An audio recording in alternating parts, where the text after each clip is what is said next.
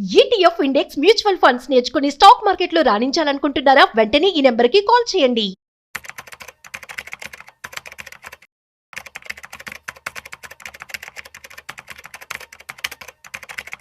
Sir నమస్తే sir. నమస్తే sir. Sundara Rao గారు, ఇప్పుడు గోల్డ్కి సంబంధించి మనందరికీ బాగా తెలిసింది 22 క్యారెట్స్, 24 క్యారెట్స్. 22 క్యారెట్స్ అంటే మనం ఒంటి మీద ధరించే ఆభరణాలు, 24 క్యారెట్స్ అంటే గోల్డ్ బిస్కెట్లు, గోల్డ్ బార్లు. బట్ ఈ మధ్య కాలంలో ఈ గోల్డ్కి సంబంధించి మళ్ళా ఏదో 18 క్యారెట్స్, ఏదో మళ్ళీ 14 క్యారెట్స్, 9 క్యారెట్స్, 10 క్యారెట్స్ అంటూ కూడా రకరకాల గోల్డ్ క్లాసిఫికేషన్ వచ్చేసింది. మళ్ళీ దీంట్లో ఏదో ఏదో రోజ్ గోల్డ్ అంట, వైట్ గోల్డ్ అంట, బ్లూ గోల్డ్ అంట, రకరకాల క్లాసిఫికేషన్ కదా. ఎస్, ఒక్కసారి అసలు గోల్డ్కి సంబంధించినటువంటి ఎటువంటి క్లాసిఫికేషన్స్ ఉన్నాయి, దేని ఎలా అర్థం చేసుకోవాలి? అచ్చం ప్యూరెస్ట్ గోల్డ్ అంటే 24 క్యారెట్స్ అండి. 99.9% గోల్డ్ ఉన్న దాన్ని మనం ప్యూరెస్ట్ గోల్డ్. ఆ గోల్డ్ అంటే 24 క్యారెట్స్ అనమాట. అయితే ఇది మరీ వెరీ సాఫ్ట్ గా ఉంటది. ఎంత సాఫ్ట్ అంటే గట్టిగా వచ్చామనుకోండి డిజైనింగ్ అంత పోద్ది. గట్టిగా ఫోర్స్ గా నువ్వు నొక్కామంటే డిజైన్ పోద్ది. అది అలాంటి మేడం మీద మనం ధరించలేం కదా. ప్రెజర్ గ్రోత్ ఊరికిన డిజైన్ పోతుంది కదా, అప్పుడు ఆర్టిజన్ యొక్క వర్క్ పోతుంది కదా. అందుకని దీన్ని బంగారం రూపంలో మనం బిస్కెట్స్ రూపంలో నిల్వ ఉంచడానికి పనికొస్తుంది తప్ప వంచడానికి పనికిరాదు. ఎందుకంటే గట్టిగా ప్రెజర్ క్రియేట్ చేస్తే ఒత్తుపద్దు కాబట్టి. అందుకని మనలో ఏం చేస్తారంటే దాన్ని ఆర్నమెంట్ లో వాడటం కోసం బంగారాన్ని తగ్గిస్తారనమాట. బంగారం ప్యూరిటీని తగ్గిస్తే వేరే మెటల్ ని లోడ్ చేస్తారు. సో 22 క్యారెట్స్ అన్నాం అనుకోండి, 91.6% గోల్డ్ ఉంటుంది. 91.6% గోల్డ్ ఉంటుంది. రెస్ట్ ఆఫ్ థింగ్స్ ఏంటంటే వేరే మెటల్స్, కాపర్ కావచ్చు, పెడలియం కావచ్చు, లేకపోతే మన సిల్వర్ కావచ్చు, వీటిని యాడ్ చేస్తారు ఆ స్ట్రెంత్ కోసం. ఓకే, ఇప్పుడు ఇది సాఫ్ట్ అయిపోద్ది, వెరీ సాఫ్ట్ నుంచి కొంచెం సాఫ్ట్ అయిపోద్ది ఇది. కాబట్టి నువ్వు ఇంకా డిజైన్ చేసుకోవచ్చు, దారం లాగా థ్రెడ్స్ లాగా ఓపెన్ చేసుకోవచ్చు అన్నమాట నీకు. So 22 carats very popular. 22 carats తర్వాత 18 క్యారెట్స్ అండి. 18 అంటే 75% గోల్డ్ ఉంటుంది. ఓన్లీ 75% గోల్డ్ ఉన్న ఆర్నమెంట్స్ మనం 18 క్యారెట్స్ అంటాం అనమాట. ఇది కొంచెం డోరబుల్. యాక్చువల్గా మెజారిటీ ఆర్నమెంట్స్ అన్ని దీంట్లో తయారు చేస్తారు, 18 క్యారెట్స్ తయారు చేస్తారు. మెజారిటీ హెవీ గోల్డ్ ఉంటాయి, డిజైన్స్ ఉంటాయి చూసావా. ఆ హెవీ అంటే మరీ సాఫ్ట్గా ఉండకూడదు, దీంతో 18తో చేస్తారనమాట. ఓకే, తర్వాత 14 క్యారెట్స్ అండి. 58.3% గోల్డ్. ఓకే, 58% గోల్డ్, దాన్ని మనం 14 క్యారెట్స్ అంటాం. ఇది ఇంకా స్ట్రాంగ్ గా ఉంటది ఇది, ఎందుకంటే ఎక్కువ వేరే మెటల్స్ యాడ్ చేసాం, గట్టి స్ట్రాంగ్ ఉంటుంది అనమాట.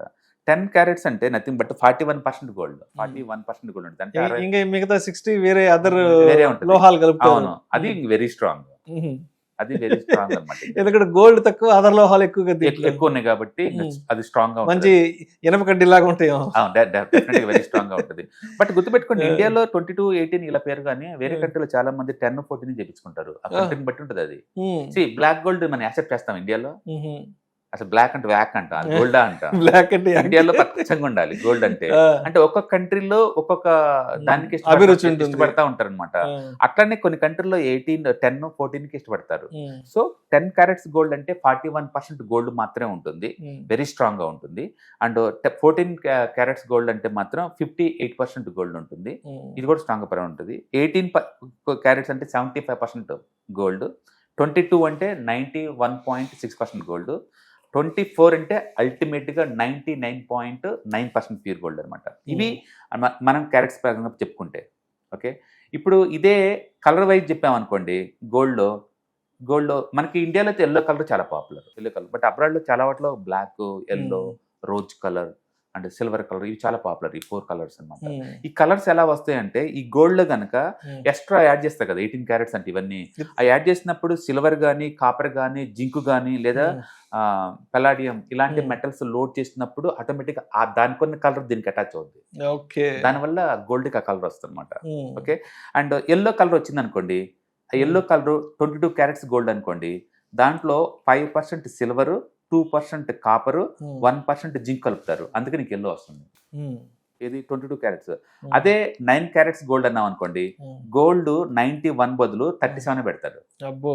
అండ్ సిల్వర్ 42% పెడతాడు. అండ్ కాపర్ 20% పెడతారు. ఇది 9 క్యారెట్స్ గోల్డ్ అంటే. అంటే సిల్వర్, కాపర్ ఆ రెండు లోడ్ చేయడం వల్ల ఎల్లో కలర్ వచ్చేస్తాను నీకు. అందుకని కలర్ ఎందుకు వస్తుంది అంటే ఈ కాపర్, జింక్, సిల్వర్ పెట్టడం వల్ల నీకు ఆ కలర్ వస్తుంది అనమాట. అదే నీకు రోజ్ కలర్ కావాలనుకోండి 22 క్యారెట్స్లో 91% గోల్డ్ పెడతాడు, 22% కాపర్ యాడ్ చేస్తారు. కాపర్ కలర్ రెడ్ కాబట్టి ఆటోమేటిక్ రోజ్ కలర్ వచ్చేస్తుంది. ఓకే, నీకు రోజ్ కలర్ గోల్డ్ కావాలా, దానికి కాపర్ని యాడ్ చేసుకోండి, ఏది 30% దాకా.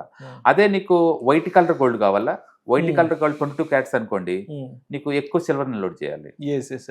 సిల్వర్ ఆల్మోస్ట్ 30% లోడ్ చేస్తారు, అందుకని నీకు వైట్ కలర్ వస్తుంది. అందుకని మీకు ఏ కలర్ కావాలి. కొన్ని కంట్రీలో బ్లాక్, ఈవెన్ బ్లాక్ కూడా వెరీ పాపులర్.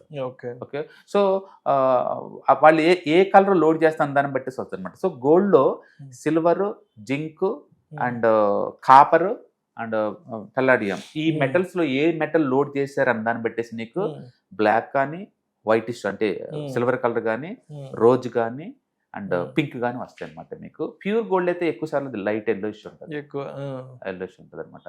సో అందుకని మనకి ఏ కలర్ కావాలన్నా లోడ్ చేయొచ్చు. అది ఎన్ని క్యారెట్స్ అవతల దాన్ని లోడ్ చేస్తున్నారు అంతనమాట. అది అంటే 18 క్యారెట్స్ చాలా పాపులర్. 18 అండ్ 22 మామూలు ప్యూర్ గోల్డ్ ఎక్కువ ఉంటుంది కానీ, బట్ 18 పాపులర్. 18 తర్వాత ఇప్పుడు నీకు ఏది లోడ్ చేస్తే ఆ కలర్ వచ్చేస్తుంది. అంటే చాలా మంది షాప్స్ వాళ్ళు ఏం చేస్తారంటే 18 క్యారెట్స్ని 22 అని చెప్పి కూడా అమ్మేస్తుంటారు చాలా మంది. ఆర్నమెంట్ లో ఉన్నప్పుడు మెయిన్ ఏంటంటే మీకు ఎంతకంత తెలుసుకుని తీసుకెళ్ళిపోవడం బెటర్.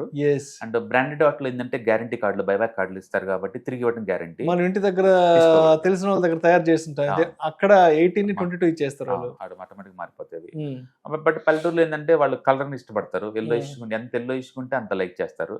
బట్ వాళ్ళకి అర్థం కావాల్సింది ఏంటంటే ఆ ఎల్లో ఇష్ కలర్ అనేది గోల్డ్ నుంచి రావట్లేదు, వేరే మెటల్స్ వచ్చిన అర్థమతిసాలు.